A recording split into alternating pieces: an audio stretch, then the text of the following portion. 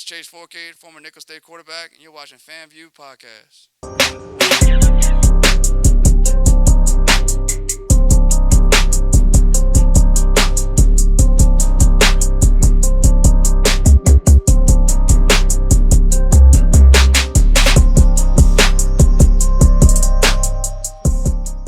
Y'all already know what it is. Another edition, FanView Podcast. We in the building, G-Sportz. You know it. Yeah. Still get a little thunder from him. Listen, y'all, welcome back to the FanView Podcast. Listen, I'm that boy Fred. G-Sportz back at it, man. And we got another guest in the building, man. Another special guest. Yes, sir. The Nicholls assassin. Yep.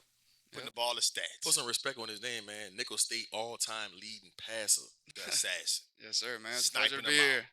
Pleasure to Sniping be them here. out. Y'all already know what it is. Listen, man, this is Nicholls State, former Nicholls State quarterback, Chase Fourcade. He's in the building us on the FanView Podcast. Listen, y'all get subscribed. FanView Podcast, if y'all on YouTube, it's FanView Live. If y'all on IG, it's FanView Nola. If y'all on Twitter, it's FanView, it's FanView Podcast. If you on Facebook, it's FanView Podcast. If y'all on TikTok, baby, we on every social platform y'all could think about. Yes, sir. We everywhere. This is going to be the number one podcast in the state of Louisiana. It's no doubt. No one's coming close. No one's coming close to the guests and the things that we doing here on FanView Podcast. Yep. But we got to get into it, baby. We got to get into Let's it. do it. I'm ready. I'm I'm excited, man. Yeah, Look at it. Man. It's man. awesome being here. Yeah, man. Been trying to get you on for a while now, bro. And There's some time coming. we always like to start our podcast with our guests about, your journey, man. We like to dive into, what made Chase Fourcade, from middle school Yeah. to going to high school at Rummel and, winning a state championship and playing with a prolific receiver who's playing in the NFL now, like Jamal Chase, and playing for a legendary coach in J-Raw. Yes, sir. Then going to Nicholls State, man, and doing what you did, winning Southland Conference championships and being an all-time leading passer, man, in that school's history, man. Just take us through that journey, man. Yeah. First and foremost, man, I'm extremely blessed to, get into those situations and, really be fortunate enough to be surrounded by a lot of great people, coaches, players, staff, trainers, a lot of guys that molded me into who I am today. Right. And definitely started with my family first. I come from a football family. Fourcade family. We're actually in the West Bank right now, and it's kind of like my dad's stomping grounds as far as I'm like half East Bank, half West Bank. Right. Mom's from the East Bank. My dad's from play at Shaw. My uncle obviously, John Fourcade. They played at Ole Miss together. My dad and my uncle, and then they ended up. My uncle played for the Saints for 5 to 7 years, and just growing up, man, it's been that's kind of been what I was surrounded by. Right. And then your grandmother and your great grandmother played basketball, right? Basketball, yeah, they're they actually. My grandma, she got some family from Thibodeau, so it's the roots are there, man. Yeah, So I got an older brother as well. He has cerebral palsy, and kind of being motivated by him and just his drive every day of just chasing that dream of being a coach, and that's what he is today. But like I said, when I was in middle school, I was kind of a 3-sport athlete, football, baseball, basketball. And I was just doing that year round, man, and going from football to playing at the playground to travel baseball during the summer to basketball. It was just I'm an athlete that I love sports. Love competing. Love competing. And then I was, like I said, fortunate enough to go to high school at Archbishop Rummel. What went into that decision to go to Rummel and not Shaw? Well, I live 2 lights from Rummel. And I live right by Joe Yinny, East Jefferson. Yeah, so I make a left on Severn, and I'm right there. You're right there. I'm right there. You're So right there. it's kind of like I said, man. I got really great family that supports me in anything I do, and so with that decision, it was kind of easy for me to go to Rummel, and I was at the Rummel practices when I was in middle school, and kind of just I'm all about tradition as well. We'll kind of get into that later in the podcast, but that decision, it was kind of set in stone. Damian Williams, being a role model to me. He's a senior quarterback when I was a freshman. And, we had 6-10 workouts in the morning, man. And during the season, I'm a freshman. I didn't play one snap of varsity football that year. We played freshman football, went undefeated. We took care of that. But as far as the varsity side, with the quarterback, Damian Williams, 4-year starter, he was picking me up at 5:40 in the morning. 3 days out the week. Sheesh. And I taught. He's great. He's best friends with Dak and that whole Dallas. He's in Dallas training quarterbacks. But for him to do that, for him to go out his way to come pick up a freshman that's probably 140 pounds at that time, Right. Right. never gonna do a snap of varsity football, but just to get me accustomed to that. And Right. I took it with open arms, man. And from there on, my freshman year, we won state that year. Went 14-0. Probably the best team that I've ever been on that I didn't play. I'm Right. talking about from practice to games to meetings. They did it high class. We're a 5A football team that was number 1 in the state from week 1 to whenever we won J. state. Raw ain't play. No, he didn't. Didn't play. And that's the good thing. And I think that's the thing that uh, high school athletes need to understand is that, it's more than X's and O's. It's more than Facts. it's more than Scoring drawing on the board and touchdowns. scoring touchdowns, man. Right. It's the little It's things. more than just Friday nights. It's more than just Friday It's nights, more than man. Friday nights. And like I said, going into that next year, that sophomore year, it was kind of, we lost everybody. The whole offensive line, defensive line left. They're all seniors, man. It was kind of, a great senior class led by Damien and, those guys. And we had Steve Dunbar come back, West Bank legend out here. And, he was a senior going to that year. We had Honorary Tolliver, Dwayne Eugene, Keith Fulton, all those guys that were, a great leadership into our sophomore class. And we had, great sophomore class. Briston Guidry, Christian Fulton, That's some dudes. Yeah. Joe Oliver. Oliver, yep. Just a lot of guys that were sophomores in my grade, but, had a lot of shoes to fill, right? And, coming from a program like Rommel, that, kind of, a great example with the senior leadership is that, we were ready. Man, we were ready. And, I was kind of going to a little quarterback battle with, Jordan Amy, the other quarterback. And, week 3 after Hahnville, we won 7-5 against Hahnville. The score was 5-0 with 37 seconds left in the fourth quarter. Coach Roth calls hook and ladder. I throw it David Hensley on a little hitch to pitch it to Keith, and he drops it. Well, I'm looking to the sideline. Coach Roth doing this. I'm like, what? Right. Same Right. play. What? Same play. Call the same play. And throw to David. He pitches to Keith, and Keith's running down the sideline 80 yards. We won 7-5. Going to that I think it was like Sunday. Going to that Sunday, we had practice. I don't know how we had practice on Sunday, but it was like a Catholic league rule. Right. Right. Right. Because I think we were playing Acadiana on that Thursday or Friday. But anyway, I go into Coach Raw's office, and he names me the starter. And from there on, man, it was just They gave you that confidence. he gave me that confidence, man. And went to Acadiana that year. That week, threw 4 touchdowns. We lost by 2. 2 touchdowns, but I threw 4. Just felt like I was supposed to be there. You're supposed to be there. You was coming into your own. Going into my own, man. And really fortunate, like I said, blessed to have a family that, 3 days out the week. If we playing on Saturday, Tuesday, Wednesday, Thursday, I was going to this playground called Cleary, about 2 minutes from my house. And from 8 o'clock to 8:45, 9 o'clock, I was doing drills, throwing routes on there with my receivers, going over the game plan for that week. And I was doing that with And my you brother. was doing it as a sophomore? Actually, my freshman year, playing St. Aug, I did absolutely terrible. In my eyes. I didn't throw a pick or anything. I just did, You didn't Yeah. play the game you think you wanted to play. we won. But I just didn't play the game I wanted to play. Yeah. And I told my dad, I was like, man, I just need to work a little bit harder. I told my dad that. My dad didn't come to me. Obviously, man, my dad was being a father. My dad was being a parent that you're supposed to be. And I took the initiative to take Self-motivation. a couple more steps to get to where I want to be. And, bro, I'm not a perfectionist. I'm far from it. But at the same time, I take pride in what I want to do. And that's my Right. job. I'm the quarterback, so. Yeah, man, that was my sophomore year, first year. We won state. I actually beat, Leonard and St. Aug in that semifinal year. That was kind of one of the craziest, loudest games I've ever been in. That was a staple win for you. Staple win, man. And, it kind of got introduced to me running the ball a little bit. We pulled the tackle on this, I think it was like first or second down play after we threw a screen. Right. Put this screen in that week. It was a little slip screen, a little middle screen with Keith. And he ran it down about 30 yards. Next play, we run this play called 13T. Pulled a tackle. And I was running. And that was kind of something that they saw different.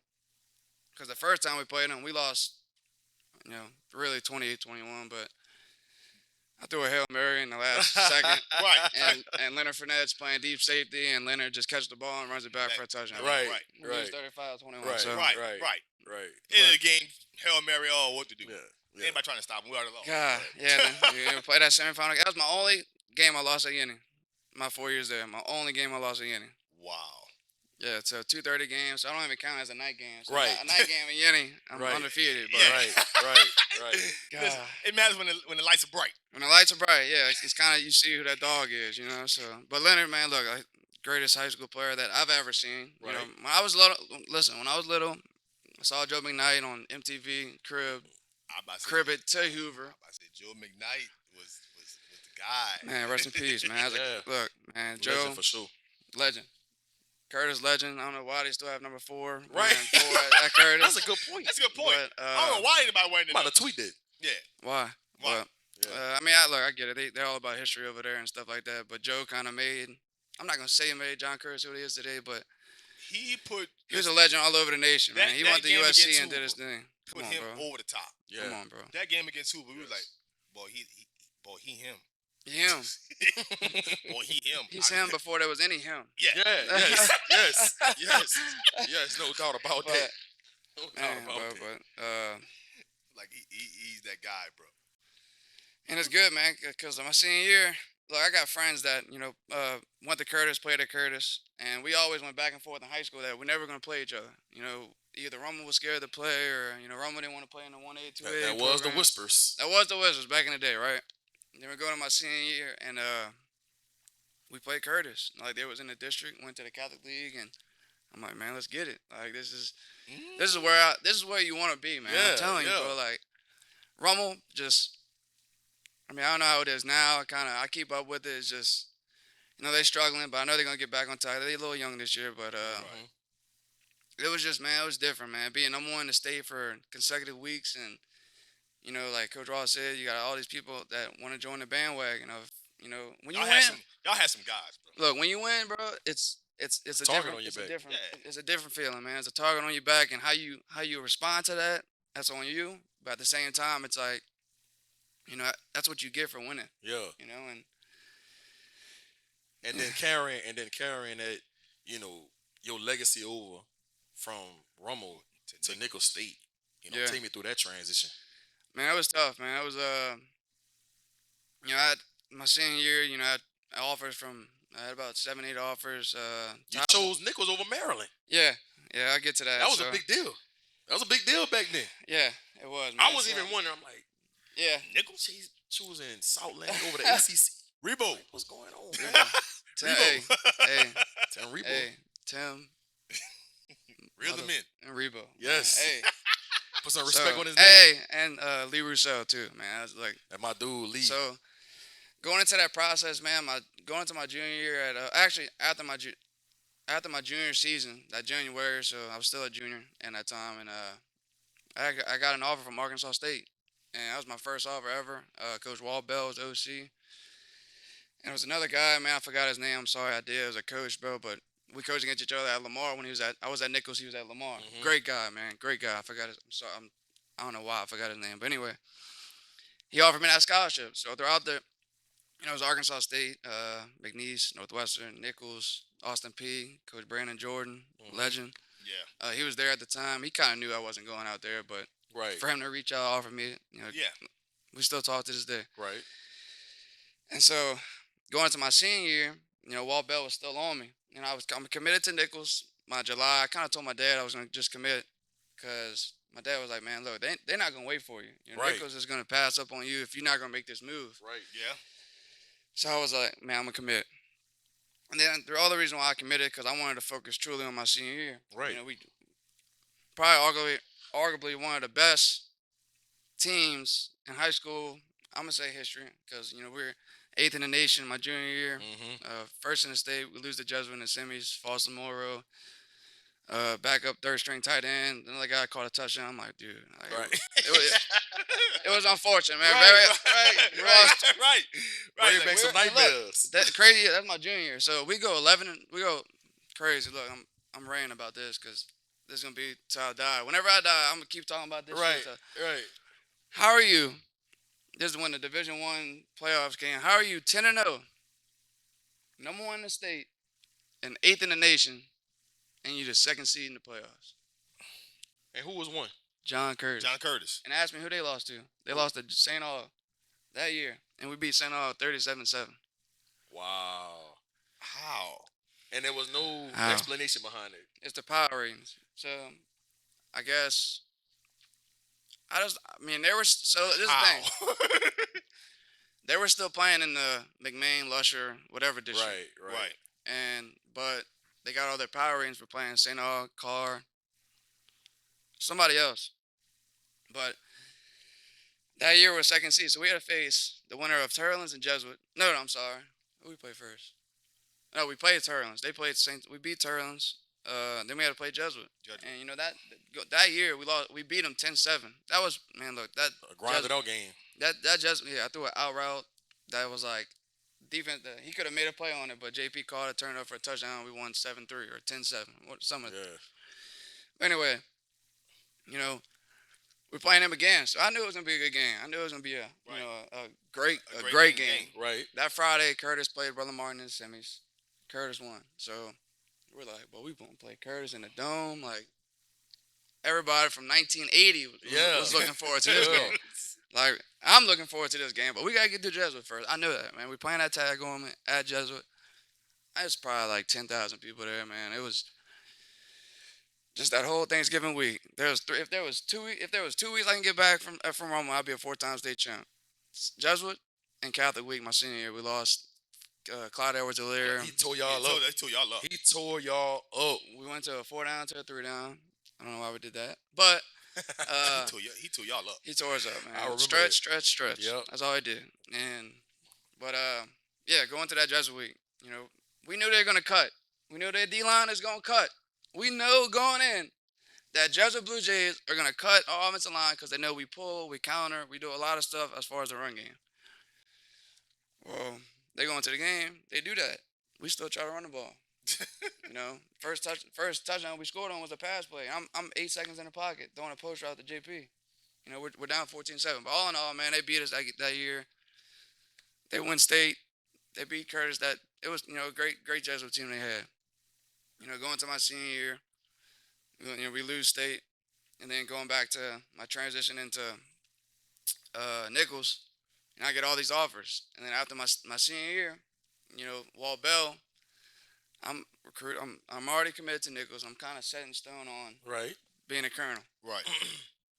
He comes in, he's like, this is crazy. This is really happening. So Walt Bell calls me. He's like, man, you still open for recruitment? I know he was at Maryland. He just got to Maryland.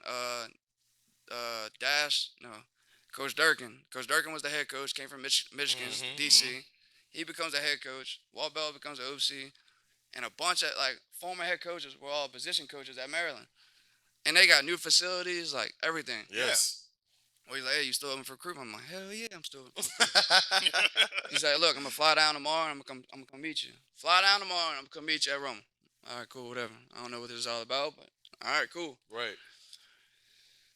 Walt Bell flies down, and we're sitting in the coach's office at Roma. It's like during Christmas break, maybe, or some type of break we had at Roma. And he comes down, it's me and my dad, and Coach Walt Bell. And he's like, Chase, he's like, we're going to offer you a scholarship. Straight like this. He's like, Chase, we're going to offer you a scholarship. Are you coming? I lean back in my chair. I'm like, shit, like, I'm already committed to Nicholls. ACC? No, Big Ten. What is it, a Big Ten at that time? Big Ten. Well, Dwayne Haskins, rest in peace. Yeah. Dwayne Haskins just decommitted from Maryland to go to Ohio State. So they're looking for a quarterback. Okay. Right? And so while Bell came from Arkansas State, he still liked me, bro. Still loved me, bro. He was, I went to a camp, bro. Great guy. And he's like, man, I'm gonna offer you a scholarship, Chase. Are you coming? Straight like that. So I'm leaning back. I'm like, shit. What do you do? I don't know. What do I do? Right? And my dad's like, man, we gotta at least come up for a visit, right? Right. So I was actually supposed to go visit at McNeese that week. I actually canceled on them. Went to Maryland.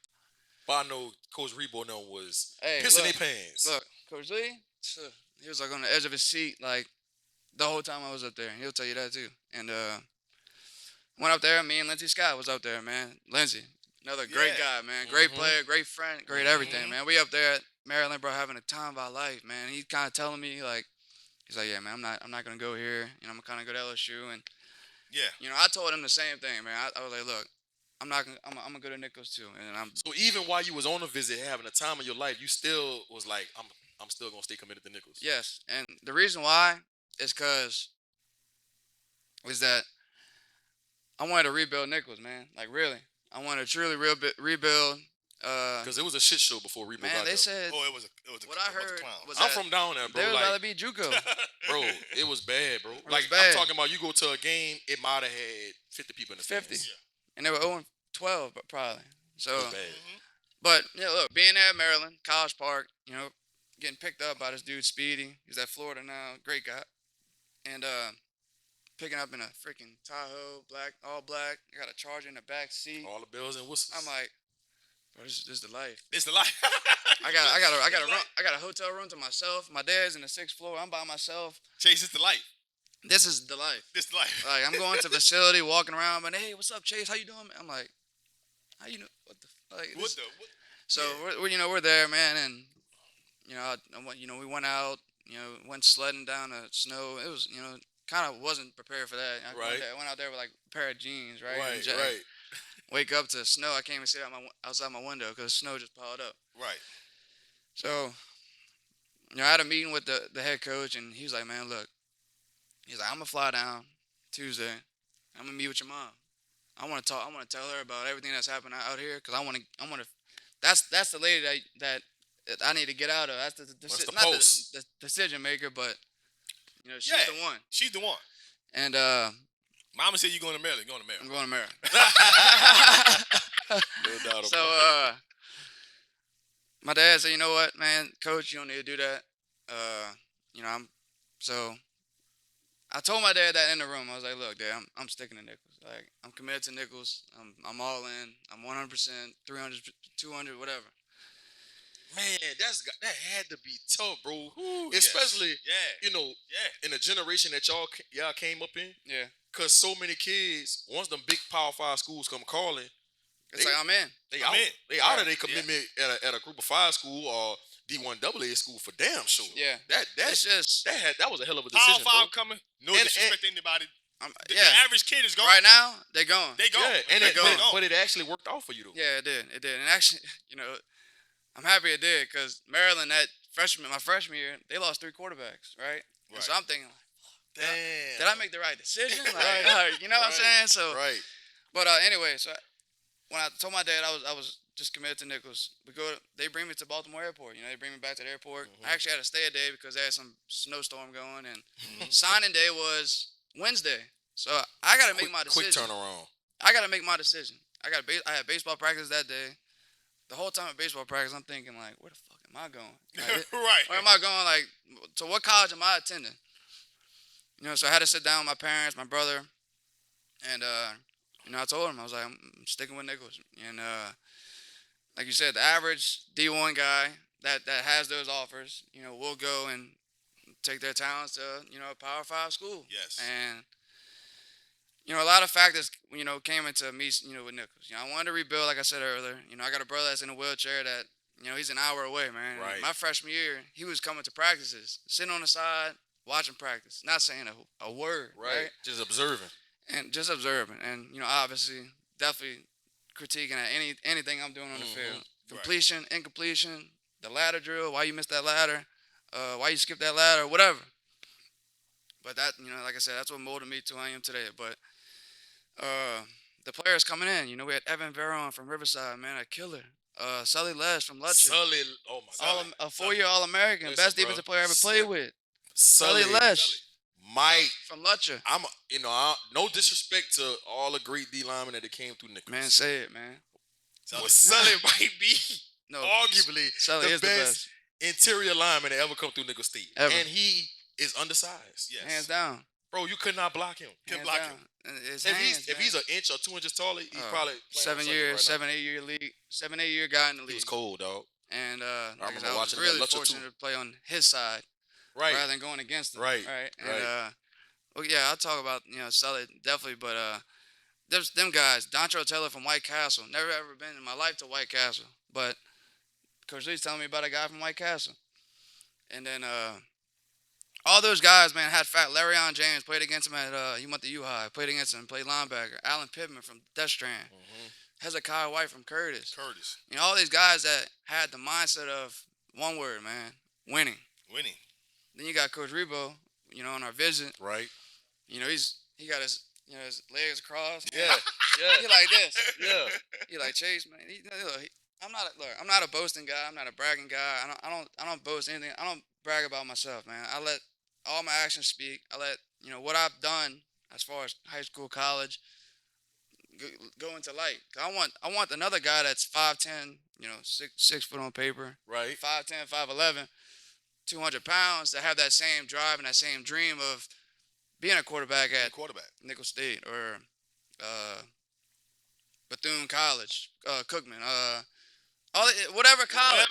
Whatever college you But think about going to. At the end of the day, it's how are you gonna get this team or yourself better? And going into my freshman year, I had big shoes to fill. We had a quarterback at Nicholls, Toscani Figueroa, and he came in July and he was hurt, right? And we brought a grad transfer in, Devin Powell. He was at Tulane. He was at Tulane. Played at Earl Perry Walker when it was Earl Perry Walker. Right. And my dog Powell. And we were there. It was just me and him. And we're splitting reps, obviously. And Coach Rob was doing a great job and Coach Rebo as far as getting me accustomed to this college game, right? I think the biggest thing is from transferring to high school to college is just the speed of the game. I mean, power is power, smash is smash, stick is stick. All those passing concepts that I was similar to in high school, transferred obviously to college. But yeah, going back to that, just that, whole decision.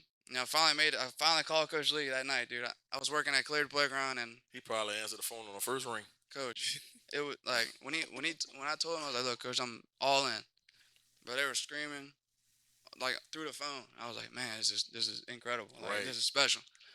And then I was a colonel, man, and like just Tim Rebo and Coach Rob and Coach Murph and Coach Lee, all that offensive staff, man, just the whole staff in general. They had a mindset, they had a goal, they had a dream of, not a dream of, just a philosophy of what we're trying to get done. Yeah. Yeah. And obviously you're from down there. Thibodeau was just a city A that was tight-knit known community. for the Manning Passing Academy, right? Yep. And still is Right. known as the Manning. And dude, it's one of the greatest events that's out there is the Manning Passing Academy. And I just wanted to just make a change to that. I wanted just to Be more than But just. my thing is, bro,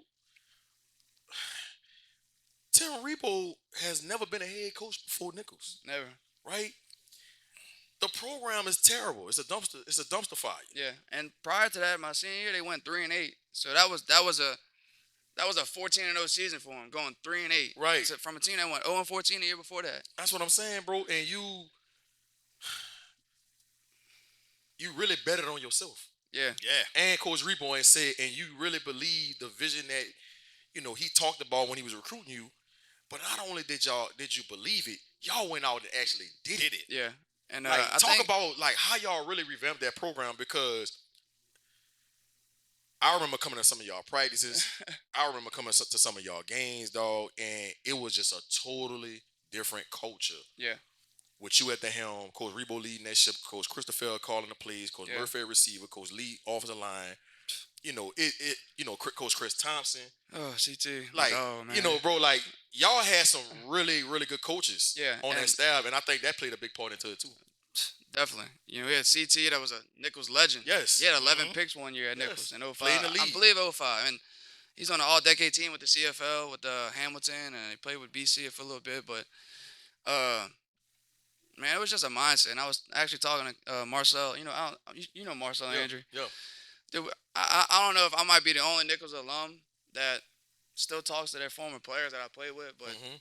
dude, first thing I talked to Marcel, we'll be on the phone for 45 minutes. And those 44 minutes and 30 seconds is Nicholls football, man. Reminiscent. Reminiscing. Bro, this is the 4 years of my life that I put, I put my whole everything They get into, into it. right?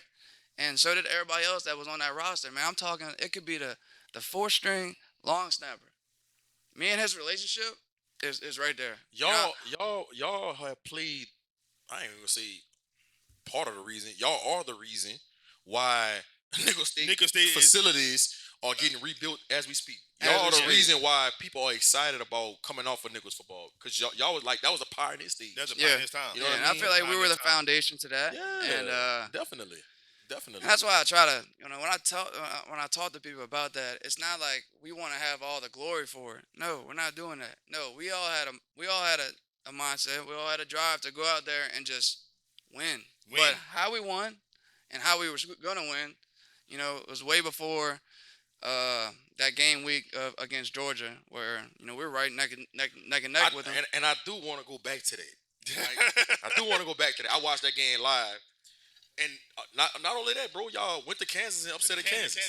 Yep. On Tarzan You know? Q. Yeah, first Power 5 Yeah. win in the school's history, and y'all went toe to toe with Texas A&M. Yeah, we should have beat them. Too. But take me back to the Georgia game, bro. What 24-21? 24-21. Oh, 26-24. 26-24. Yeah. If y'all stop Nick Chubb on 3rd and 4, 3rd and 8 or 3rd and 4. Yeah. 3rd and 4. 1 and 2. he got it by like a half half a an yard, inch. bro. And I knew, right then and there, I was like, yeah, it's a wrap. But we had. I'm telling you, if we would have stopped them right, they would have punted. We would have won the game. I know it. I'm not lying. Listen, I'm dog. watching the game like they stop him on 3rd and 4 right here, chasing him going down there and score. Yeah, that was a game, and I told Evan before that game, I was like, Evan, and I'm not a point spread guy or looking at the spread, Right. but when you look at a game like that, the team that Georgia or LSU or Alabama playing early in the season, dude, their point spread is like freaking 35, 40 points. We were 49 and a half. I said, Evan, we had lunch. I said, Evan, if we lose by 49 points, bro, I'm quitting, bro.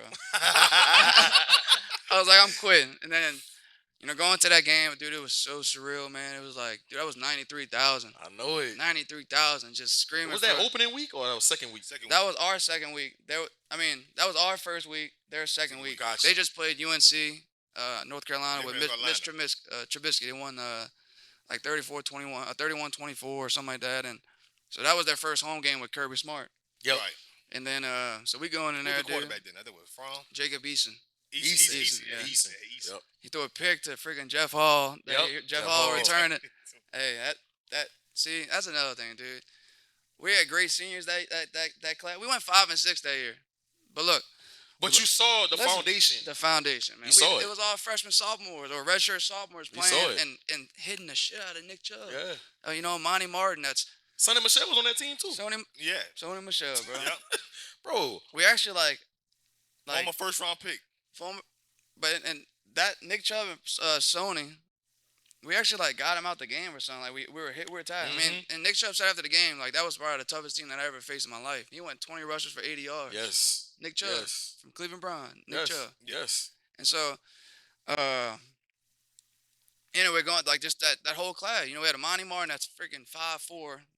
He's really not 5'4", but 5'4", and that just going out there and just killing people, man. Causing fumbles, fumbling on Nick Chubb, Hezekiah White. That's just all he knows is winning, right?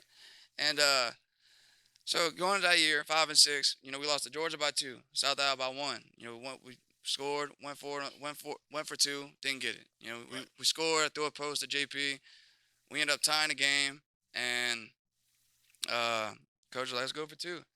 And they did a play. They did a Winning slant. mindset. They did a slant where we ran read option, and we didn't think that they were going to run that defense, and they made a great play. Right. So we lost to Georgia by 2, South Alabama by 1.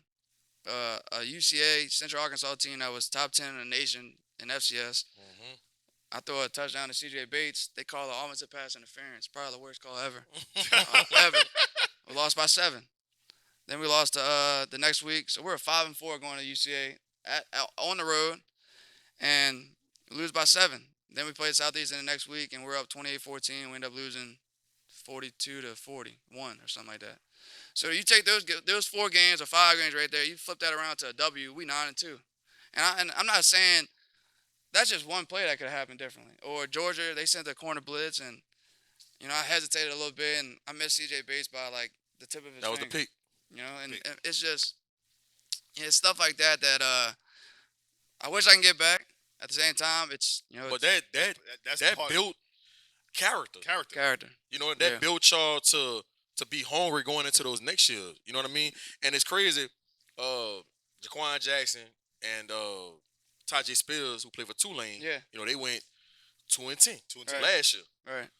And They flipped it around. They flipped it Flipped it around, around. right? And he said, both of them said what you just said. He was like, bro, we went 2-10, but if you go back and look at those games, we lost like six, 6 games, 7 games by like 5 points or 5 less. points. Yeah, neck, He was and like, they so were neck and neck. yeah, he Yeah. said, so people look at the record and just think we was just bad. It's like, no, He we said the only just team that we really we lost just couldn't was like Ole finish. Miss. Yeah, He said We just couldn't finish Yeah. right at the end. yeah, that was it. That was it. And I think what you said just now is it made us go into the offseason like, look, dude, it starts now as far as this, this whatever we want to be, it starts now as far as how we're taking it there. And going that sophomore year, dude, we had juniors and sophomores now that, got accustomed to playing in front of 90,000 or, played against the conference of knowing these people that we're going up against for 2 to 3 more other years, right? And then we play A&M that year. And then Y'all went toe to toe with them. shit, we should have won that game, right? And And then when y'all beat Kansas, that was just like, man, that was was it. crazy, bro. that was like, bro, Hey, that was was it. crazy. they should have gave you the key to the city after that. God, man, that was just They should have gave you the damn key to Thibodeau. yeah, it was Rebo. It's Rebo, man. I'm telling you, bro. What he said in the locker room after y'all beat Kansas? Man, I don't even remember. I was so God. Blown it. I was so dude. Prior like overtime period, we ran this play called J and Q, and it's buck sweep to the left. You're pulling like a tackle or a center. Just kind of depends on the defense that they're in, and I'm running it. And I don't know if you remember Mike Lee from Landry Walker. Mm-hmm. Yeah. Play They got- safety. They got this guy Mike Lee. I was just in the USFL with this guy that plays safety for Kansas. We actually talked about the game. He didn't want to talk about it at all. He was hey, great player. And dude, they hit me on actually on that play. I got smashed, man. And next play we call a little RPO with JP, this slant out of the run game. They sent 10, and I showed the fake and threw the slant to JP. They called a roughing the pass on me and pass interference on JP. But Mike Lee and the other dude, Mike Lee went low, the other guy went high, and I got smashed again. And the next play is when he scored on the game-winning touchdown. We called Tarzan Q, just the opposite of Jane, and we scored, man. And Nah, I'm just gonna tell you a little bug that was put in my ear. Puka Williams said, had he was played there, that game, y'all done got blew out by 20. about 20, That's what Puka we Williams still got to said. play defense, right? Puka Williams said, y'all, what a game if he I had did. played. I did. He didn't play that season, right? Now, he Or- played. or He it was the next suspended. game. I think he might have been suspended the first 2 games of the year. Oh, okay. You know what I mean? That guy was electric. Bro. Yeah. But I mean, Yeah. But I'm a firm believer that- I'm gonna go back to that. Yeah. I'm gonna throw a little. Going into that week, bro. We're preparing for a 4-down defense, right. and going to that game, there was a whole different defense. So Puka, we only ran 2 plays of run game that game. But Kansas turned around too. That Yeah. 2 years after that. Yeah. Years after that, they turned around. And it's just it all goes back to the mindset of first. Obviously, it starts at the top. Always that's in anything, man. It starts at the top, and how you trickle that down to the players and to the staff and to anything. They can either take it and run with it, or the ones that aren't going to do that, it's going to show, and He's going to show. they might get put out the door, or they might get it put out the door themselves. So Let's talk about you as a QB, though. Like, what was the thing that made you just want to play quarterback? Like, just to take that position by the horn and say, you know what? I think I could be a quarterback, not just at the high school level, but collegiate level, and even now for you, pro level. Yeah. What It's made you want to just- take that by the horns? my dad, played linebacker, and I was a linebacker too, playing quarterback as well. So I was playing both sides of the ball. I loved to hit. At one point, I just loved to hit, and I was playing quarterback too. But my position was linebacker, middle linebacker. I like running to the ball. I like just, doing everything that linebacker's supposed to do. Well, it just hit me like my 8th grade year, man. Like going to Rummel, it was like you either pick one or the other, right? Right. And I was playing 8th grade football at the time. I think I was playing like corner or safety. I just wasn't built, play inside the tackle box. So it was kind of, Um, just made that decision of playing quarterback in 8th grade. You know, we went 6-2, lost to Jesuit twice. Still, if I can go back and do that again, I've got it. But That's what we got nah, your number, man. yeah, it's just yeah, you're right, dude. Yeah. I hate to say it, but yeah, uh, and that just made me like, then Damian Williams, seeing that role that he was playing, and you know, wins and losses, wins they going they talking to the quarterback, losses they talking to the quarterback. Man, what happened? Right, so like that's what comes with that position, with that Right. role, with, just being a quarterback, and that's something I wanted to take full advantage of. Is I wanted to be that guy to lead this team or school or program to where it needs to be, and being at Rummel, we can never get over that semifinal hump. We played Evangel back in the day when Evangel was throwing the shit out the ball, 7 yards playing quarterback deep. Right. You can't Right. get a sack, but we'll be up 9-0 against Evangel and we'll lose 30-9. Or we're playing. I remember we played East St. John when they were 1 seed. We beat the shit out of them. Then Right. the next week we lose. Right. Right. So Right. just never could have really Up get and over down, that up and hump. down. Up and down. Right. And we're a great Catholic league school. We won a Catholic numerous times, but that state championship, that's what we were trying to get at. And Damien did a great job doing it. Went 14-0 state champ. Then the next year, I went state, and then the next year, it's just so anyway. What I'm trying to get at is just it started when I was, with that type of guy, That type of guy. that position, and that job, guy. and then it was my turn, right? And I'm being a sophomore with, I guess a lot of stuff on my, a lot of weight on my back, but I was able to handle it, and uh, it goes back to just being blessed with, great offensive line with Ryan Hanley, Pierce Bonk, and all these guys that was really smart at what they done, right? Right. And I was fortunate enough to have Pierce Bonk at Nicholls being a GA and being under Coach Lee, and Ryan being my Because center. Coach Lee is a Rummel alum, right? No, he played at I think he went to Lutcher, but he coached with Coach Monica. He coached at Rummel. He coached at Rummel. Yes, That's sir. what it Yeah, was. yeah. Okay, he coached at Rummel. Coach at offensive line, coach at Rummel. Kind of learned that power from Coach Frank Monica, another great. Yes. But yeah, man, I was just so fortunate, to really be under those type of people and coaches and players and the Christian Folens that I'm going up against every day and kind of feeling out his tendencies, man. That's a starting cornerback for the Tennessee Titans right Right. now, man. And Right. just to understand that, man, Chase, look, I'm breaking my drive when you throw your hands up on a quick game. So my thinking was, okay, if that's what you're reading, I'm gonna just take a couple steps with my feet, act like I'm driving back to make you drive back, but it's really quick game. That's the type of stuff that Small little tendencies. stuff. it's the details, man. It's the little details, and that's what separates let's see, A regular quarterback regular from an elite to quarterback. just an elite, man. It's Yeah. the little thing, and how you take care of that is at the end of the day upon you, and how Upon you you. go about it is upon you. How agree you with that. take care of it, anything, man. It's like you ask anybody at Nicholls State, number 9 at Nicholls State during those 2016 to 2019, after every single practice I was throwing, not lying, every single practice I was out there throwing with Dejan, JP, Stefano Grisco, all these guys that, yes, they he had 146 yards with 6 catches, or 196 catches and 3 touchdowns against Southeastern. But like Dejan, how'd you get there? How'd you do that?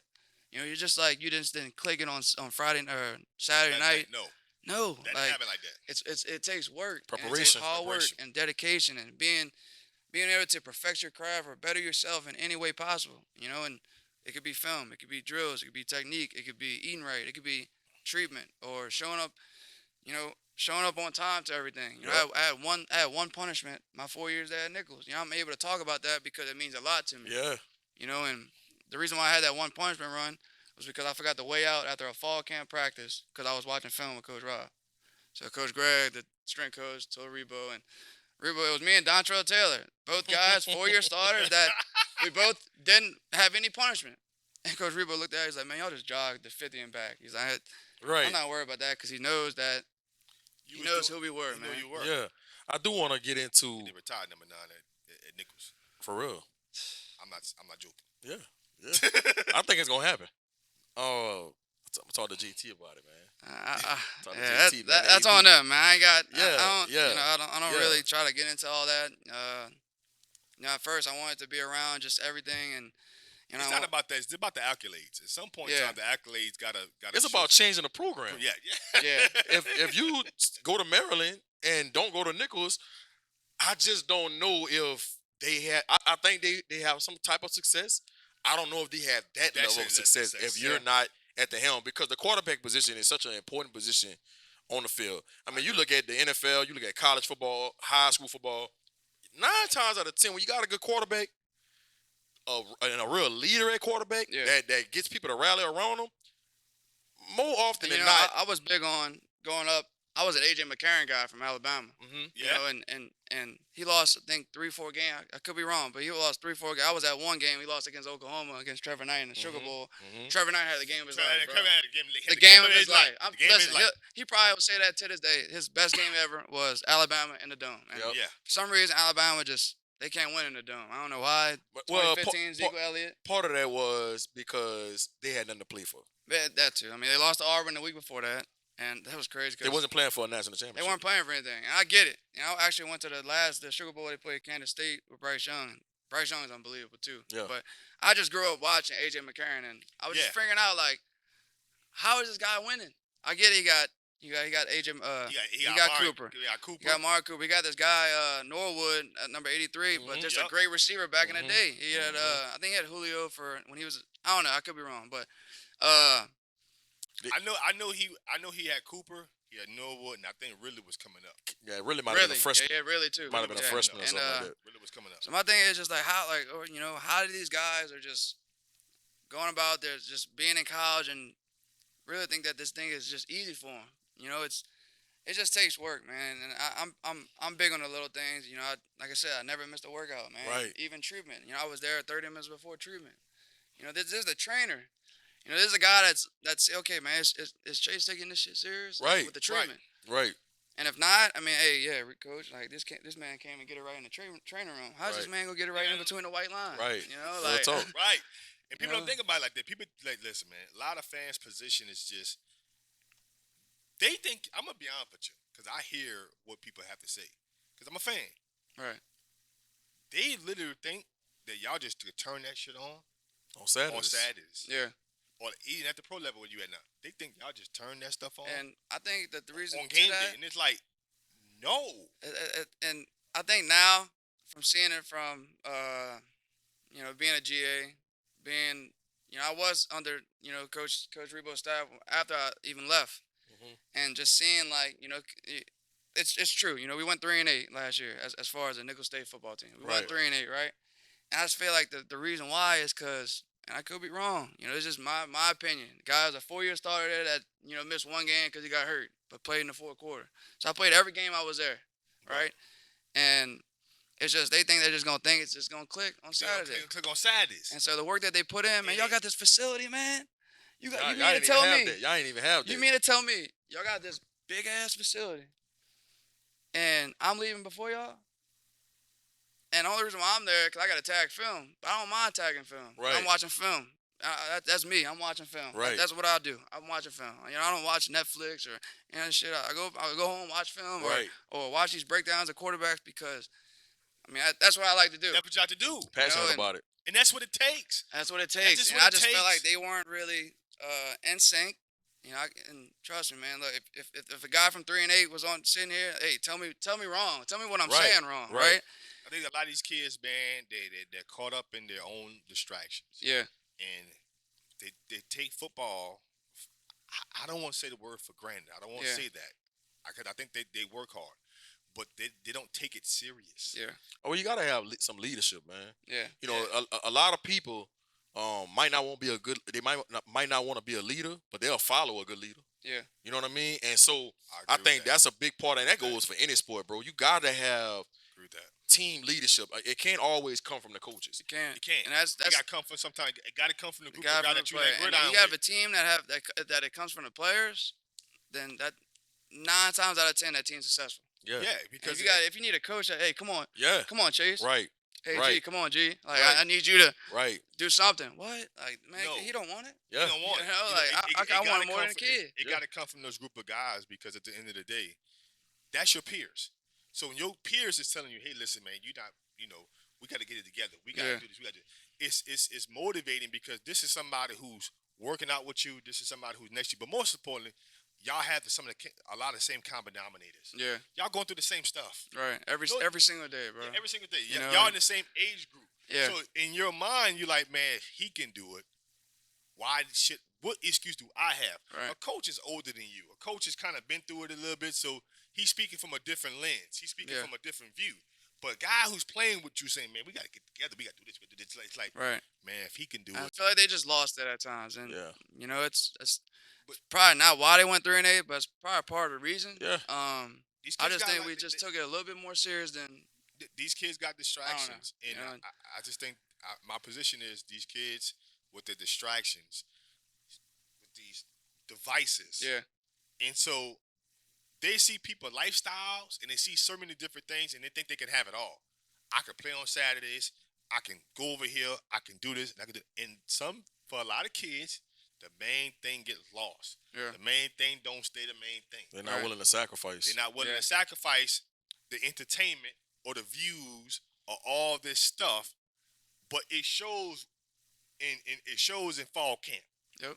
It shows. It shows what the work you put in the summer, Yeah, and then fall, yeah, and then it's spring. gonna show in Obviously, fall spring. camp. You know, spring is. It's going to show in the spring. It's going to show in that because they spent a lot of their time trying to impress and get attention for so many different directions. And again, when you're a kid, you're 19, 20 years old, man, your mindset, you think you can do it all. But they don't realize you can't get them years back. Yeah, and I think a lot of kids too, they look for instant gratification. You know, Facts. they want all the success right now. Right now.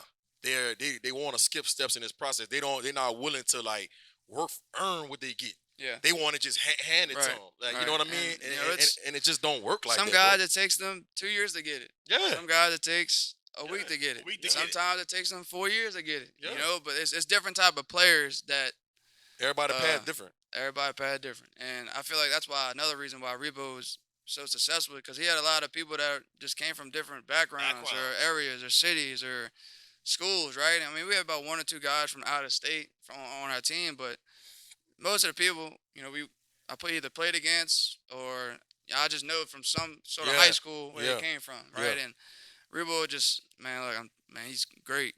And Coach Rebo's just, and then when he's at UL, another crazy story. When he was at UL, I was getting recruited by UL, and he was there. I went to a game. I don't know if he remembers this, but I went to a game where, like, they had us all sitting down in the indoor facility right before the game, and no coach walked up to me. It was just me and my dad. Like, no coach walked up to me, but Tim Rebo. And that boy Tim Rebo said, he's like, man, just stick with me. He's like, because you know you might see me somewhere else. He said it? He's like, just stick with me. Might not have been that word for word, but he's like, just stick with me, Chase. Yeah. I'm like, yes, sir. And then he, probably after the season or something, he went to Nicholls, and that was that's why I'm mad to have a shot in him. That was going to my senior year. Yeah, that's why I'm mad to have a shot. You know, and it's just he planted that seed. Planting the seed. He planted that seed, man, and you know he's from Veteran or Norco or wherever, and but man, he's so just the whole support staff at Nicholls, man, was so invested into Coach that you know it made it the whole city just. I'm not kidding, bro. My 2016 year, Thibodeau was so dead as far as the city. Like I couldn't wait after summer. Look, after summer classes, we had a class from 9:40 to 11:40. At 11:41, I'm on Highway 308 going home. Go home. Going home. I know it. I'm going home to Metairie, and I could be sitting at my house all day doing nothing, but it's so much better than being in Thibodeau. Right. That was just the norm during that time. And then dude, look, and everything changed. We got a Popeyes down the street, and I'm talking about from Popeyes to the outlet mall to Rouse's, a new Rouse's that was a Nicholls football theme, and they inviting all the football players to come pick out whatever y'all want. You know, a new apartment buildings being built. All on Canal is just so many type of fast food places, Chick-fil-A, Small Sliders, Off the Hook. You know, I'm not saying it's because of the success of the football team. It plays a big part. It plays a big part because a lot of people want to come to Thibodeau, Louisiana. And it's not just for the Manning Passing Academy. It's for, man, Nicholls football playing. Man, they playing Southeastern for the Riverbell Classic and the Southern Championship in 2018. Man, and that's a big deal. Like when y'all play Southeastern now, It's a a rival. big It's a deal. big deal. And look, It's it's a a big real deal. rival, It's a big dude. deal. Like if you Yeah, go look real at the rival. series, it might be 16, 15 Nicholls. And it be some crazy games. or 14, 14 Nicholls. Yeah, dude, it was so Some crazy. crazy My games, senior dog. year was so crazy. Yeah, Like, yeah. But I do want to get into this. yeah. Man, you played with a prolific receiver like Jamal Chase, and like you talked about, you was able to go against somebody like Christian Fulton Yeah. every day at practice at Rummel, man. Talk about playing with those two guys, man, in high school. And did you see greatness Yes. way back then? Yes. Did you know, okay, Yes. Jamal Chase is going to play on Sundays. Yes. Christian Fulton's going to play on Sundays. Yes. I'm not kidding, bro. Yes. What was it about those guys? I think going into it was my senior year when I played with Jamar, and Jamar was a sophomore, Right. And he was 86. He had number 86, Jamar, and that's how I go. I prefer him to 86 Jamar. Right. And dude, he had the same mindset, or even I think if not better than our mindset going into as sophomores. He's a slot receiver for me. He wasn't my go-to receiver that year. I had David Hensley that could have, definitely could have played, college ball, but some circumstances happened Right, where he just, right. didn't want to do it anymore. So, but whatever. David Hensley, man, great receiver at Rummel. And so Jamal was a slot receiver for us, and we're playing a team, and actually playing Wayne County, and actually before that, going into the summer, I was picking up Jamar on the West Bank in my van with my brother, for us to all to come meet at Rummel at 8:30 in the morning to go throw. This is during the 2 weeks off. It was me, Jamar, Israel Tucker, Kiro Jackson. I was conducting all these throwing workouts, throwing sessions for us to get better. That was it. And then he would come. And so Jamar came, and I'm talking about from week 1, U-High, to my last state championship week, it's just incredible. And I think we had about 3 to 4 touchdowns altogether.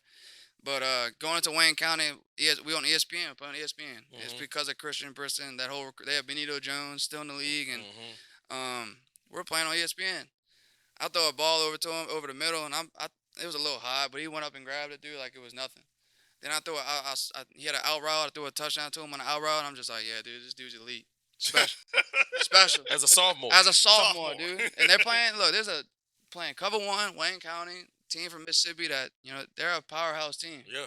Showing up there 2 hours before the game, the stands are already packed. I'm not kidding. It was crazy. Yeah. We ended up winning. Then the next week we played at Don Bosco in New Jersey, and he caught a seam route. It's just as a sophomore.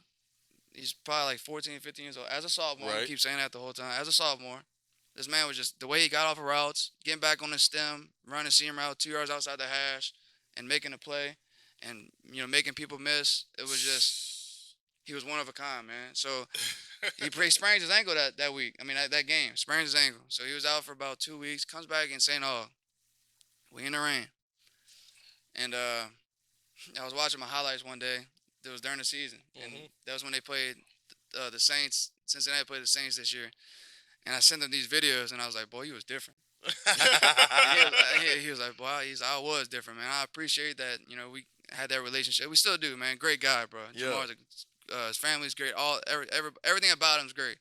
And man, we're going to St. Aug, dude, and we're in the rain, bro. We had 2 touchdowns. Coach, he ran a route that we just put just for him. They're playing man. He got a little jerk route inside and come back out. There he did. I threw it kind of right on the money. It was just perfect execution. Ran a corner route, cover 1, threw it right in the basket. But the way he just separated himself was just unbelievable.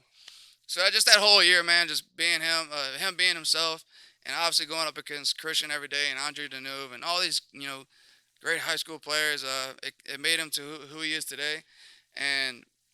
G-Sport, he the best receiver in the league. Yeah, Look, I got a number 1. Hey, bro, he's unbelievable. I got number 1. He can do everything, and the good thing about him is that he's humble. Like I said, comes from a great family. But at the end of the day, I knew it from. I tell everybody that. I knew when he was a sophomore that he was gonna be who he is today. And I'm not gonna say the best college receiver award that he got. I don't even know how you pronounce it. Linnikoff. I didn't think that high. As far as I don't want to say that during the time, but. No doubt about it. But you knew he was going to be a really good player. A really good player. Yeah. A great player. An elite player. A guy that just has it, right? And definitely that 2019 year of them winning that championship, definitely, he showed out. He had 23 receiving touchdowns, man. Like, You know, a guy that offense was suited for him, Jet, and just all those guys that Terrence Marshall, Terrence Marshall, Yeah. Daddies. Dennis I mean, it's Moss. just a lot. Yeah. A lot of, but obviously, Coach Brady and that offense, you know, Yeah. they have those Yeah. packages for him, Jets, you know, all these guys. But just going back to it, bro, he was Did you elite. pay attention to the game when him and Christian went against each other? I did, dude. I did. I actually got a picture of them. Like it was a great picture. Like they were John. Jamar caught that one-step screen on Yeah, Christian, yeah. and freaking Christian. But he ran him down, didn't he? He ran him down, Yeah, and Christian Fulton ran him Jamar down. gets Yeah. up and buck in, and Christian's you know said whatever. I do look. It took you back to the Romo days. Yes, it did. Look. I talked to all of them to this day, man. I talked to Jamar. I kind of get it short and sweet to him because you know he's dealing with a lot of stuff, man. Yeah, Yeah, he got a lot He's going the face on. of the league, right? And Yeah. just sweet, short, sweet messages, man. Just like, hey, man, keep doing what you're doing, man. Keep balling, man. Proud of you, man. You're making everybody proud. That type of stuff. And then Christian, you know, we graduated together, right? And you know, he was about to go to Florida coming out of college. I mean, coming out of high school, and then he flipped the decision. But just him going through that process is just that he's still Christian Fulton, and that's the good thing about all these guys that you know I'm fortunate enough to be around. You know, Damian Williams, he's best friends with that Dak Prescott. And Prescott. 2 years ago, I'm training with Dak Prescott, Ezekiel Elliott, Amari Cooper, and you know we're hanging out playing golf and you know That's tight. drinking. We're doing all this type of That's stuff tight. that's like I'm looking at him like, damn, bro, you know you're the face of the Cowboys, but Right. you just like us, bro. Right. You know, Right. Regular guy. Monroe, you Louisiana. yeah, he Harden, bro. He Yeah, Harden. from You know, Harden, I was yeah. training in the facility, and he walks in. He's like, "Oh, I can just tell we got a New Orleans guy in here." You know, it's just you could just you know have that feeling of just the type of person that they are at the end of the Yeah. day, and that's the good thing. Is just like I said, being around those guys that you know have that title, but at the same time they you know even one of my really best friends, Garrett Wallow, playing for the Texans. Yeah. Went to TCU. Shit, you know, he went to TCU, right? This big, you know, big name from Texas, Fort Worth, Dallas, but he's still him. You know, he's still that Garrett Wilder, that clown, just, you know, goes about his business and takes care of it and really takes pride of the little things. And Yeah. That's why he's there to this day. Yeah. I do want to get into something about you that your why, man. You know, everybody has a different why on why they do what they do and why they're passionate about what they do. I want to get into your brother, man, Taylor. Yeah. I know that you and him are extremely close, and like you talked about earlier in this podcast, you know how he didn't miss a game, and you know he critiqued everything you did, and he kind of was like a extension of a coach in a Yeah, sense, yeah. right? And how that motivated you, man. You know, all through high school and at Nicholls, man, just having your brother, especially with the condition that he has, Yeah. he has Cerebral palsy. cerebral palsy. That's a very unique condition. Yeah. condition. Yeah, You it know, is. I've never Very heard unique. anybody that had that condition before, Unique. but It's a different like I mean I didn't really research it that much. Just you know when people talk about like man why is he in a wheelchair? You know he just has cerebral palsy. You know what I kind of explain is his lower half can't really operate like we you know, Right. operate as far as us walking and stuff. Right. Like, he can move his legs and stuff like that, but it's just it's a little difficult for him. Yeah. But other people that have cerebral palsy, they might have something different, but it's still like cerebral palsy. Okay. You know? So it's something that has to do with the muscles. You know, I'm not really too sure as far as to go in depth into that. Right. But yeah, just but kind of going to man, you know, being there for your brother, man, and kind of dealing with that and how, you know, he played a big part into your motivation. Trying to be great at Romo and trying to be great at Nicholls. And obviously you did it for your parents and your Yeah. family and stuff like that. But I can tell that your brother was that extra motivation factor. right. And you know, it goes down to what I said earlier. Is I'm blessed. You know, I was really blessed to be in this position to, you know, I actually had a screenshot. I was in a hotel. Hold up, I got it right here, bro. And I was like, what's my why? This is on September 9th, 2016 at 11:23 p.m. You know, the next day we're playing Georgia. I'm not kidding, bro. And my friend CJ Bates, my receiver, my senior year, my freshman year at Nicholls, he was a senior at Nicholls as well. My receiver, CJ Bates, he's up there as far as the JP, all them. Yeah. He just texted me, man, what's your why? So I said, my why is simple. I play for my brother each and every day. Every time I pick up a ball, it's for my brother because I know he wants to be out there and he I obviously play. He's like, I got to go out there tomorrow and just be myself, calm down, be the Chase Fourcade that everybody knows and that destroys defenses, be the best teammate, and have fun tomorrow. That's it. That's my why. And for you to say That's that, crazy. That's and crazy. I'm not kidding. I looked it up today, but I still got the note. Wow. And Wow. Damn. And that's it's 7 years just ago. it's unique, man. It's having a brother like that. He's older than me. He just had a birthday. He's 30 years old. I'm 25, so I'm 5 years younger than him. And for him to I call him buddy. He calls me buddy. Ever since when I was born, I think that's what he called me when I Hmm. was born. And just to have that luxury of having a person like that I tell my friend this yesterday. My 25 years being on this earth, that I never seen him upset, mad, Even with everything uh, he's going through. even everything is going. The man's in a wheelchair every day. Every single day he's in a wheelchair. We pick him up, put him in the bed. We pick him up, put him in a shower chair, and he showers himself. He does everything. Dude, we were playing video games when I was younger. He was playing with one arm video games, bro. His arms like this. One arm video games, man. Beating me in Madden, right? Damn. And beating my I'm friends when I, they would come I might over. have to challenge Yeah, Taylor, hey, man. I don't know if he's still got. I don't know if he's still in it, but uh, Back then.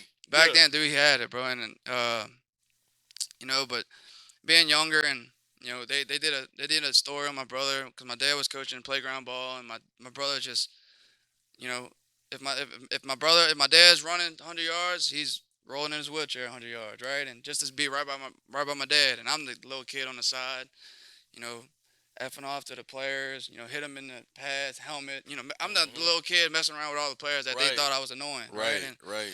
just being around that, and obviously, my dad, just the responsibility and just the dad he is, and obviously my mom just taking care of my brother and doing anything, for my brother to make sure that he's good, and then that was the big thing as far as my family. That's why we're all so close. Is that we all try to take care of my brother, and he actually has a great supporting cast, and the friends that he has as well. But that's why my why was so simple, and that's why playing football and kind of what we are talking about earlier is when you're in that football field, you kind of It's a you sanctuary. it's your sanctuary, right? And you're kind of free of everything.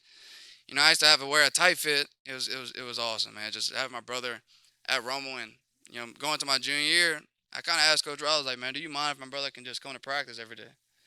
And from that week one fall camp, my junior year to my senior year at Catholic, he was at our practice every single day. And we had practice at 3:05. He's there at 2:45. He got the play script, the practice script. I'm walking up to my brother. Hey, what we got running here? Hey, Chase, man, you need to work on your rolling out. You need to square your shoulders, set your feet. He's telling Man, me this that's stuff, tight. man. And man, it's awesome, man. It's just awesome to talk about that. It's awesome to just have a brother like that. For real. It's really special. I'm really fortunate, blessed to just do what I did at Nicholls and at college. I mean, and at Rummel. And but going back to that tight fit story, so we had to wear a tight fit at Rummel. We all wanted to look the same going to the game, right? Right. And with my pads would always slide on my tight fit. So I hated wearing a tight fit in high school. So I used to put a shirt on the back of my brother's wheelchair. So after pregame warm-ups, I'm changing my shirt and I'm putting my tight fit. Dude, we did that at every game.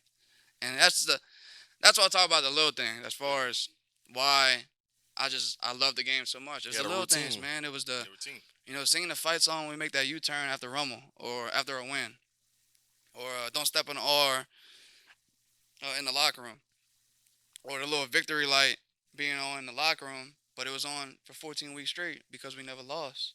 So, or uh, if we lose a game, we gotta wear pads that whole week of practice until we win again. So our mindset was just like, man, we don't want to lose because we don't want to wear Look at pants, that. right? I don't want to put on a girdle during for a whole week of practice. Right. I don't need to wear that. Right. Um, Did like seeing your brother deal with his condition for your 25 years on earth, man, did that make you more appreciative, not only about just playing the game of football, but just in life in general? yeah, I think it's yeah. I go through some stages as far as look, dude, I got cut twice being in professional, right? And Calgary, and now with the USFL, I got cut, right? And there was times where I am down, or I am just kind of like, why is this happening to me type Right. of type of situation. Right. And then I look at my brother, man. I'm looking at a guy that I'm telling you, just never upset. I saw him cry after the Kansas game because that was just a cry of joy, man. Right. Like just seeing me Right. score that touchdown. And Right. it's hard seeing my brother cry and have being in tears, but at the same time, I was like, dude, he's just really excited, bro. That was it, just really excited. And but yeah, man, it's just going back to just those I do have those moments where it's like, damn, bro, like I got cut. Like, wow, me, I had the best training camp of my life. Right. In college. Like, Right. dude, if you, it's just, but it happens, man, and then happens. like I said, life goes on, and that's not my, that's not me getting cut. That's not who I am. At the same time, but at the same time, it's I look at my brother and it's like, man, look, you gotta get up, keep going. That's a big thing with me. I'm keep going. It could always be worse. It could always be worse, man, and it could Worse. always be somebody that has a it's probably somebody that's probably dealing with it harder than me. Yeah. But, it's just I gotta get up and I gotta go and do what I do, and I love football. I love the game of football, and I'm gonna do anything for me to get definitely get back into it. It's just uh, my mindset and all that stuff that goes with it. It's just different because of a brother like Mhm. mine, and Mhm.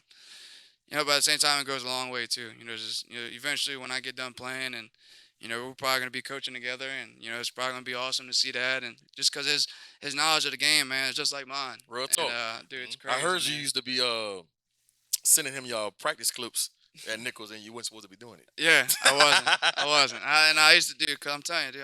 I mean, I used to have the login for Nicholls. Right. So I mean, hey, it's my brother, man. Right, I'm not. right. It's just He he's wasn't just a different. stranger, man. He was the If team. you're gonna man. risk it, you risk it for your brother. It's for my brother. Yeah, no Definitely doubt. a guy like No that. doubt. 'Cause, I mean, if you're gonna get mad at him, you got shit. You Yeah. gotta come to me first. Yeah. You know, No like, doubt. No doubt. you ain't gonna just have my brother just be like that. And but at the same time, man, look, Coach Rebo, he did a great job. Of just brother, every home game he has his little handicap section at Nicholls, Mhm. and I used to always point at my mom and that my family section right on the Mhm. 50, and then my brother and my dad, on the handicap section. So man, I was like I said, it's just blessed for me to be just fortunate enough to have a family like Yeah, that. man. Yeah, dog. Yeah, dog. But gee, you got to get it wrap up. So we got to get into Chase favorites, man. We Chase got to. That's how favorites. we gonna end the podcast. Let's do it. Chase favorites. Let's go. Let's go. Let's go. Favorite football player of all time. Tom Brady. Thanks, he got that quick. He didn't even have to think about it. Oh, I had a lot of debates, Michigan, arguments, baby. everything, man. I mean, it just It don't goes have back to It don't even have to be explained. winning. Greatest of How all did time. he win, bro? It's a know-how with him. And you could say he was assistant quarterback, or No, bro, you can't look, say that because look. he changed that narrative when he loved New England. Listen, Come if on. anybody tells me he's not the greatest, we can't talk the conversation. And listen, I'm not just gonna go with the fact that it's rings. Obviously, yeah, rings definitely has a talk in who's the greatest. But how did he make that Kevin Falk, or James White? I mean, James White. Wes Walker. I mean, James White led that Super Bowl. He led the receptions in the Super Bowl. Yeah. Yes. That's a running the back, Falcons, huh? Against the Falcons. Yep. Mm-hmm. And And nobody knew who Wes Walker was before he got to Come on. New England. When he played with the Dolphins, nobody knew who nobody he knew was. him. You hear Chris Hogan anymore? As a Right. Julian Edelman. There It's you just go. it's more to it than me saying. Deion Branch. He Yeah. made Deion Branch. There's another guy Twice. back in the day. He was a love throwing to him as a receiver, but he was just Mr. Reliable. I forgot his name. Troy Brown. Yeah, Might- Troy David Brown, Patton? David I Patton. think he Patton. died. Didn't both of them die? Yeah, David David Patton. Patton just David passed Patton away. died. But I think it was Troy Brown. Troy Brown. Troy Brown used to play. He used to put him on He defense did too. on defense too. But this is what I say too. I mean, hey, that 2017. You mean to tell me on 1st and 10 when New England just scored or whatever, Ronnie Harrison can catch that pick on the sideline? Or who's the other dude that just talked saying, "Hey, Lamar, don't go to New England"? Who was that guy that said that? Sante McCarty. Sante Samuel. Oh, no, So you Asante mean Samuel. if you go back and watch that game, the full game on YouTube, and go watch that last drive before that helmet catch, Yeah. that was on 3rd down. That 1st and 2nd down should have been a pick. Take a knee. We're the best team in NFL history. You're right. But Eli being Eli. They've been what 18. You're right. 18 and 0. Bro. 18. You're right. But yeah, so that's Tom Brady. Yeah. Favorite NBA player of all time. Kobe, Bean, Bryant.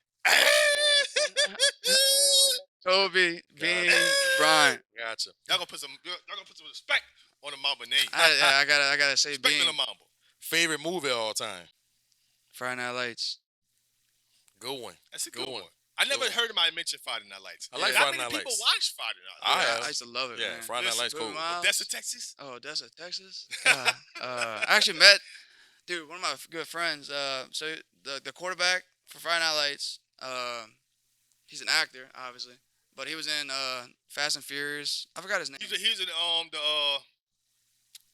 NCIS. Yeah, NCIS. So NCIS New Orleans. New Orleans. So he was down here, played and he was at quarterback. one of my friend's churches. And dude, he FaceTimed me, What's the odds of that? and we said the quote. I forgot one quote it was, bro. He said it, and I was like, "Damn, bro, this is That's crazy." tight. Like, That's tight. you That's know, tight. just being in high school watching him, Right. they lost the state championship, to Dallas Carter or whatever it was. Dallas Carter. Right. All right. But I think in reality, though, they did beat him. But I think in the movie they changed it up a little bit. Actually, the real Boobie Miles was in that movie too. I heard that. Yeah, he was. Yeah, he was like in the locker room. Yeah. When it happened. Yeah. Favorite rapper all time? Like who you was listening to before you was getting ready to take the field for Nicholls? Lil Wayne, bro. Yeah, baby, please He say said the a baby. He stayed true He to the said whole that. He said team. that on the dedication. There Weezy it is. baby. Weezy, He said, "Weezy, yeah, baby. Please say the baby. If you don't, you." Yeah. Will. Yeah. Like, yeah, it's yeah, just- yeah. He stayed true to the whole team. I'm telling you, like I love. This is Wayne, dude. Dedication to dedication 2, 3, Right. 5, 6. Right. Weezy. The Louisiana Yeah. album. I didn't even talk about the albums yet. Yeah. I don't want to. Yeah. I like the mixtape. The mixtape, right. Sorry No for Late ceilings. 2, no ceiling. Oh my god. Ooh, no ceilings. No ceiling. And then it's crazy. Some I droughts? drive through Holly Grove to go to Harrell Park. That's where I throw at. That's where I do my off-season workouts. Right. So, right when I get in, dude, I'm dedication too. Yeah. No other. Like Pay this homage. guy from here. Like this is. But it's just that was a, and also Drake. I was a big Drake guy in high school. yeah. I was I'm not gonna lie. That Drake era when he first came out, like 08, 09, 2010. Like, Yeah. I'm telling you all the time. Listen, bro. my years of my Heavy. junior year, 2014. That's when he came out with Nothing Was the Same. And, Nothing Was you the look Same, at a yeah. guy like a quarterback at Romo. He's like, dude, you listen to Nothing. I'm like, yeah, dude. It's Everybody, just- Cold. it's just everybody the- listens. Cold. The Everybody tone, listens. bro. The It's tone. just the tone. Like the Cold, way, and dog. he's just. He obviously got it from Wayne. Signing him, but it's just that's greatness, bro. Yeah. Favorite sneaker all time? Favorite sneaker, God, I wish I could wear Jordans. I don't wear Jordans, but when I do, I was like, I need to get them. But it'll probably be. I'm a G Nice guy. Mhm. G Nice, or I like Stan Smiths, dude. Yeah. You can get me wearing Stan Smiths for the rest of my life. And I love it. got a black pair of You're Stan one of the Smiths. first few who have not named J's. I think everybody has probably said. I just don't own any. I'm Shit, sorry. I don't yeah. own a And pair. I think And, like, everybody we've had on the Family Podcast has at least mentioned, man, I could get a pair of fools. it could be the get ones. that one, I need the yeah. ones or the 11s. I love the 11s. Yeah, Mhm. But it's just, like, got a pair bro, of trust me, them. bro. If I had, look, I'll buy me some pair of Jordans, bro. It's just, Right. I'm a Stan Smith, Right. G Nike, right. I got like, a pair of Stan Smiths. I got some black ones. yeah, it's just, Favorite celebrity crush of all time? Oof. Man, Margaret Robin Morgan, who's that? Morgan Robin. from Wolf of Wall Street. Oh, I don't you know talking her. about. Blonde girl, Blonde girl. blonde hair. She nice. Blonde hair. She Nice, beautiful. For real? About to look her up when you get off the podcast. Yeah. I thought you would say Scarlett Johansson. Nah, dude. Shit, Scarlett Johansson, tough. it could be Beyonce, she, Yeah, I feel like that's everybody. Dude. Yeah. It's like, Yeah. Yeah. yeah, Margaret, you go look her up. She's beautiful. Yeah, she's not. She's blonde hair girl. She's married to she's the wife of I forgot, dude. Tip of your tongue. tip my tongue. But she nice. Yeah, she's nice. Yeah. She's been in a lot of movies too. Been a like, lot. she was on Focus. You remember that movie mhm, Focus? I was mhm. actually In the wars, yeah. Yeah. All right. If you wasn't playing football, what would Chase Fourcade be doing with his life? Dude, I don't know. Don't tell me meteorologist. Shit, I could. I said meteorologist. Yeah. I feel like all three of us could. Yeah, it's 50% today. Right. Like, Right. if I wasn't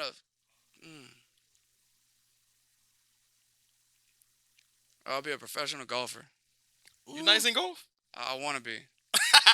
wanna That's be. the problem. Like, I'm not there yet, but I'm far from there. But my dad and my uncle been playing. Dude, they used to y'all remember Eastover? Yeah.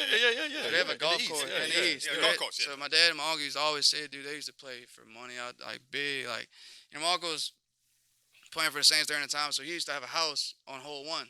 Right. And, Damn. dude, it's a backyard. Dude, they said they used to play every weekend. So, like, obviously them enjoy playing golf made me even love it even more. So, like, Right.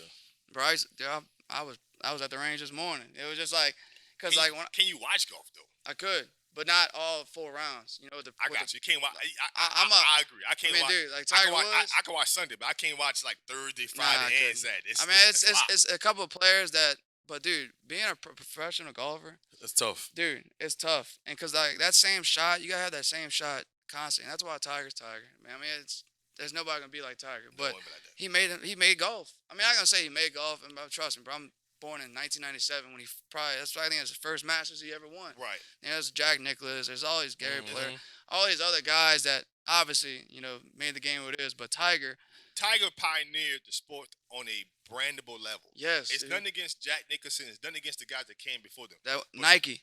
Yes, but Mhm. the Nike. Obviously Jordan, but then there was a guy, that other sport that like, okay, bro, like this is Tiger Woods, man, and like, They branded that sport. He pioneered what is like golf today. Like yeah, the guy. He made you athletes- want to watch golf if you didn't made you watch wanna- golf. If you Exactly. didn't want to watch golf, you watch golf because now you got the Roy McIlroys, the Dustin Johnsons. you got to do Scotty Scheffler that's 25 years old, dude, Yes. and he's Same like one age of as the you. best. Come on, bro, he's one of the best pro golfers. And so look, but like me being a football player and a quarterback, it's like I'm not good at this sport, but I want to keep playing it because I want to be great at it, and that's just my mindset to it. And so like my dad, he's like, dude, he's like, you don't need to think like that, bro. Like if you have a bad hole or a bad day, it's okay, bro. It's kind of like when Jordan was trying to do baseball. You're Yeah. right. Right. And so like but his thinking was he probably wanted to be the greatest baseball player That was of his all thing. time. Yes. And so like he would just it's just me, and Mike too. Mike was a golfer. Mike played Yeah, golf he- yeah, before. he still played plays golf. golf. He still Still plays plays golf. Bet a lot too. So Bet a lot of it's- money. Listen, yeah, you don't even need a dude. handicap no more. Bro, it's like the holes. and that's what's crazy. Like the games that you play for golf, as far as like money games. I mean, I never experienced it yet, but my dad was telling me, dude, you can double, triple, quadruple if you make a birdie. But like it could be like on hole 17, but y'all started making these bets on hole 6, so it's keep going up, dude. Right. You leave out with a couple grand. But I it's- do kind of want to start getting into golf. I've been saying that for some years. Yeah, now. dude, trust me, bro. My It's swing's hard. relaxing. It's You- relaxing. My swing. It's a networking It's sport hard, too. dude. It's hard, bro. And it's just a consistent shot that you gotta keep just working on. But Yeah. the good thing about it is I put this phone on do not disturb in my cart, and it's just me or whoever's with me, and I'm just out of this world, and just Yeah. enjoying it. That's Right. it. You drinking, you do whatever. Right, right. But you're just relaxing for 2 to 3 hours of just being there. Gotcha. Yeah, hold Man. on. We still got this going on. Yeah. One last question. Your favorite comedian? Favorite comedian? Oh, Got my to. God. Got to. So look, I was a big, still is. I like stand-up comedy. I Uh-huh. like dude, obviously Steve Harvey. But dude, the one that passed away, bro, I've been watching this man since Bernie? Bernie effing Mac, dog. Motherfucker. When you make this Yeah, motherfucker. yeah. All right, dude. Yes, So Bernie, yes. it would be Bernie, Stevie, and I like Dave Chappelle, bro. Yeah, Dave Chappelle got yeah, like Dave Chappelle nice. he got like Yeah. so I used to watch Sons of Comedy, I think, or Kings of Comedy. Kings of Comedy. I haven't watched it in a minute, but dude, when I was in college, I used to That shit funny. like going to bed, bro. I used to put on a stand-up comedy. That It shit could be funny. it was young Chris Tucker at one point. The Eagle. There go his guy. Just watching freaking like just watching them, like just I used to go to bed with just watching that. Yeah, comedy you can't go wrong, man. Like I remember back in the days, like the Russell Simmons, the Def Comedy Jams. Mhm. Then he used to have the BET with the Comic View. Then Murphy, Eddie Eddie Murphy, Murphy. Eddie Murphy. Yeah, Yep. Cat. I mean, you got Cat Williams. That I forgot about Cat Williams. Yeah. Cat Williams. so I used to work at the Sanger Theater in New Orleans, ballet. I used to do it during college and my senior year of high school. Valet parking at the. I don't know if you ever been to the Sanger Theater. Yeah, right on I've been Canal. a bunch of times. Dude, we have we'll hold concerts, stand-up stand-up Stand-ups. comedy. I was seeing Chris Rock that last year. Dude, so I saw Chris Rock. I saw Chris. So the stage door was right by where we would bring in the cars to valet, and then we'd bring them down the street. And so I'm seeing, I was seeing DJ Esco at one point, Chris Tucker, Waka Flocka, Moneybag, Stephen Curry, KD. During All-Star Weekend one time. Future, Rick Ross, Boosie, Currency. All these guys I'm in backstage with, bro. They're standing right next to each other, dude. It's just so awesome. Because I got my Sanger shirt on. Not supposed to be back there. But I'm like, I can't miss this moment. Right. I Hell can't. no. So, back to Chris Tucker. So he's walking in. And Everybody was just quiet. And I'm like, what's up, Smokey? And he's What's like, up, what? man? He's like, what's up, what's up? And I was like, dude, I had a video. It was just, Yeah. it was yeah, bro. It's like I said, dude. Smoke I think, it. yeah, Smoke it, smoke it. I think any moment that I've been a part of, or like just, I think it happens. Obviously, it happens for a reason. But dude, I'm just like I said, just my life as far as like right now, it's been what it is. It's been Yep. what it's supposed to be. And, Yep. obviously I made mistakes. Obviously, everybody makes mistakes, bro. But Right. how you build on it, how you you build become it, and it's just the man you are today. So No doubt, man. Yeah, man. Man, I really appreciate you coming on the podcast, yeah, Chase, man. Just been following you since high school. Of course, when you got the Nicholls, and now, man, your journey, man, trying to be a pro.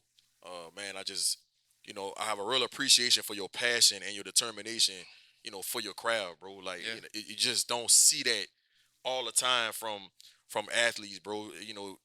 So much adversity y'all go through, you can easily say, man, you know what? I don't want to go through this, man. I'm about to call it quits. But you are a person that's so internally motivated. yeah, Whether it's from with your brother, your family, coming from a sports background, bro, and that doesn't go unnoticed. And I know that when you done playing football and you ready to put the cleats up, whatever you decide to get into in your life, man, I know it's gonna be nothing but success because that's how you've been yeah, since coming up since middle school through high school and college, man, and now as a grown man at 25 years old. So, man, keep doing your thing, bro. yeah, I'm rooting for you, man, and hopefully we can get you Thanks. back on the podcast yeah. in the near future, bro. Yes, sir. I appreciate it, That's man. what it is. It was yeah, you got it. Here you go. Yeah, Listen, man, it's been an honor, man. Just to hearing your story, hearing how you break things down. right. I mean, a lot of people don't get a chance to just really tell their story. They really don't.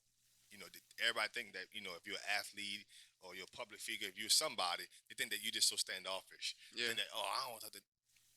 yeah. I think No, that was a big thing of why I did want to come on here is because like um I did want to I say I didn't want I wanted people to hear my nah. I mean I feel like everybody kind of knows somewhat of who I am. who you are, Right. who you Um, are.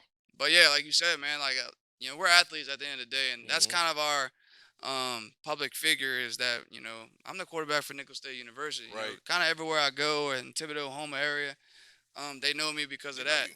But at the same time, that's just a part of me, That's a part of right? you. A small And portion of it. Yep. it goes back with just your passion and my determination is, you know, I study these guys, man. I study Mike. I study Kobe. I study LeBron, man. even study Kevin Durant. Like just all these greats that why are they great at their craft? Like why is Brandon Ingram 25 years old, man, but he can get to his spots at 25 years old. Right. Greats get to their spots. Right. Mike Yep. had his spot. Kobe had his spot. Yep. Right. He You definitely know, had his spot. everywhere Brady went, he always had that post over the middle with tight end with the tight end. That's him.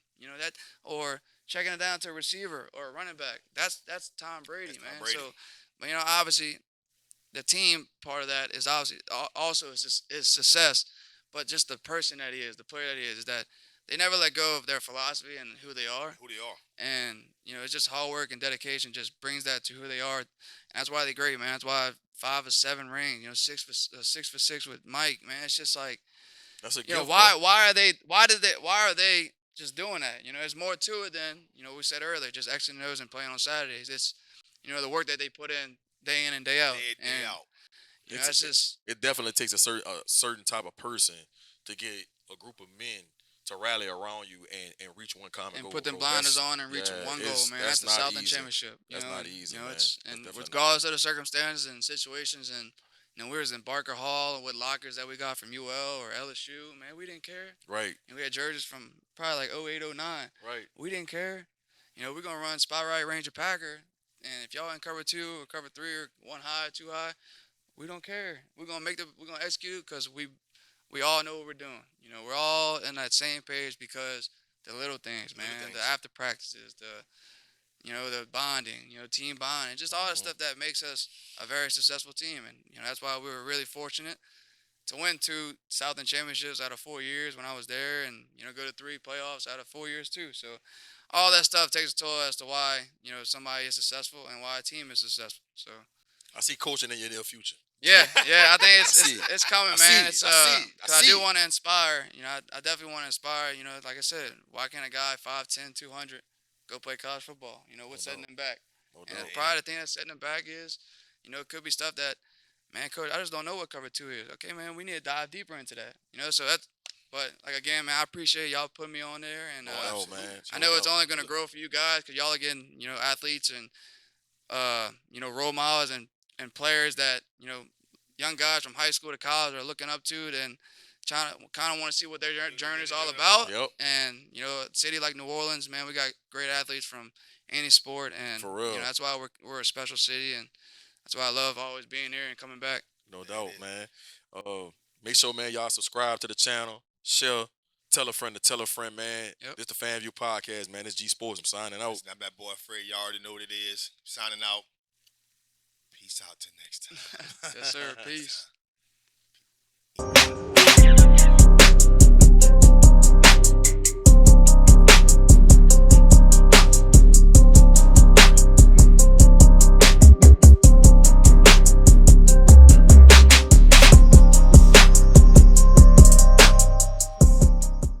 Look, y'all can follow me on Twitter and Instagram at BFredJones.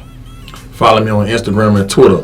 On Instagram, _G-Sportz with a Z on the end. And on Twitter, G_Sports with a Z on the end. You can follow me on Instagram at big_homie_hen and on Twitter at HeyYoU15.